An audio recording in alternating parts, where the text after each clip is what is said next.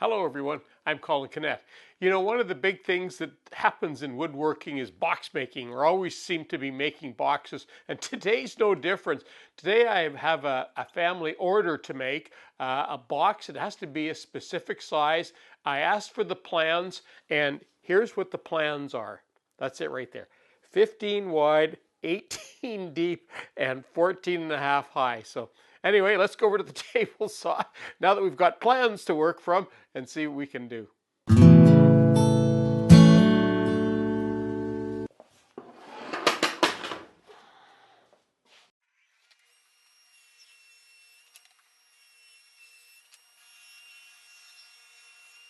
Now my plywood is a little bit beat up in the corners, so what I'm going to do a straight cut along the factory edge here, then I'll cut it to the exact width.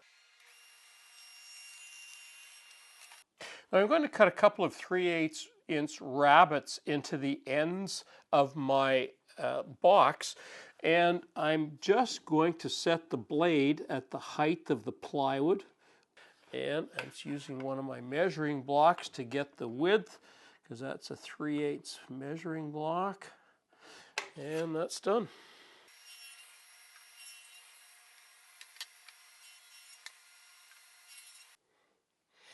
Okay, I've just run a rabbet along there, and that's to accommodate the plywood that we're using here. And I'm just going to do a quick dry fit here and see what this looks like.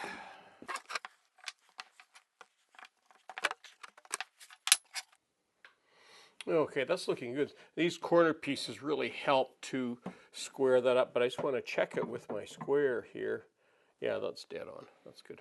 Okay, what I'm going to do now, I'm going to want to glue this, and I'm going to pin it. But what I want to do is I'm going to put some glue on first of all in here, and I'm going to let it sit for 15 minutes. And then I'm going to re-glue it. So I'm going to put a coating of glue on there because it's edge grain plywood and it doesn't stick all that well. But if I pre-glue it, let it sit for 50 minutes, then put another coat of glue on and put that plywood on there, it'll stick really well. So I'm going to go ahead and do that. Okay, I'll do all 4 sides of these rabbets and let them sit for 15 minutes, and then we'll come back and do a final glue up.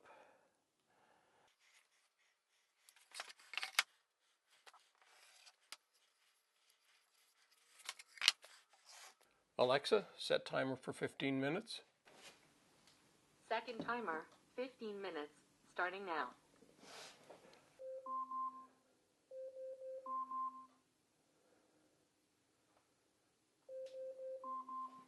Okay, those look good. I'm going to put the final coat of glue on them, and we'll speed up this beginning of this assembly here.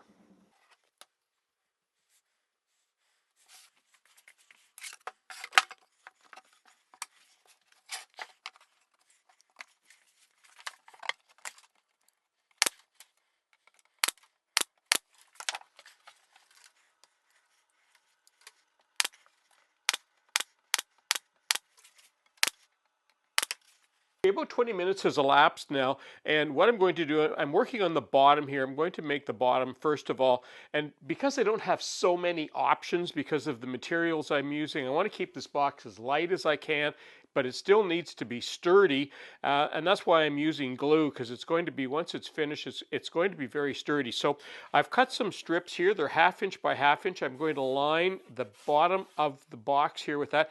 Then I'm going to put the bottom on, and I'll put the bottom so that it lays, so these strips will lay in here like this, and the bottom will lay on the inside of that, and I'll glue that on as well. But to start off with, what I'm going to do, I've got some spare strips here, some cutoffs, and I'm just going to put them across here, and all they are, there we go.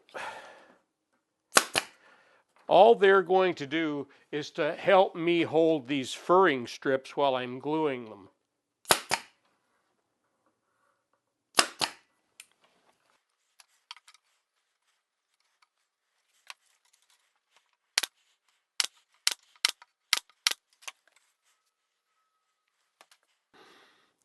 Okay, I measured that ahead of time, but before I flip this over and put some glue on, I want to make sure that that's going to, yeah, perfect. Okay, so now what I'm going to do is, you won't be able to see this because I'm just going to line this with glue in here, and then I'm just going to tack that bottom onto that. Now this is the top that I'm working on, and I'm going to be using the same furring strips, but in this case I want the top to sit on top like this. So we're going to have some exposed plywood here, but you know, it's a storage box, so I'm not too concerned. But I did want it to look a little bit nice. So what I'm going to do, I'm going to glue these strips on here, but I want to make sure that they're sort of even with the plywood. So I'll start on this end, and then I'll work on this end. And then I'll tack them all the way across there, and of course I'll be gluing these. And then I'll work my way around and do all the way around. So I'm not going to show you everything that I do here because it's going to take a while, but just so you understand what I'm going to do. And we'll start off with this one, so you'll get a chance to see one of these.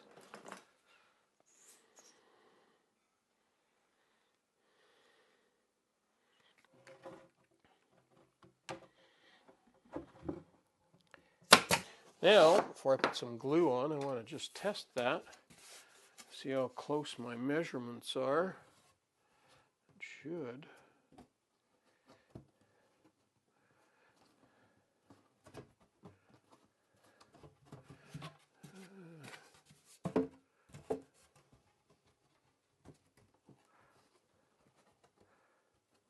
There we go.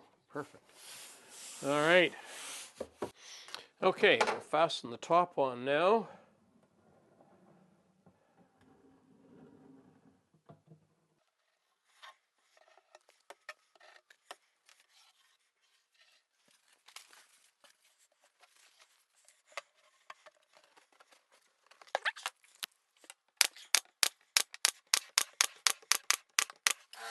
I found that the best way to make boxes like this is to make the entire box, then cut the lid off after. It seems to do a little bit better job, so that's what I'm going to do today. I'm going to stop halfway through or just before the last cut and tape part of it so that it doesn't wiggle, so I get a little bit better cut.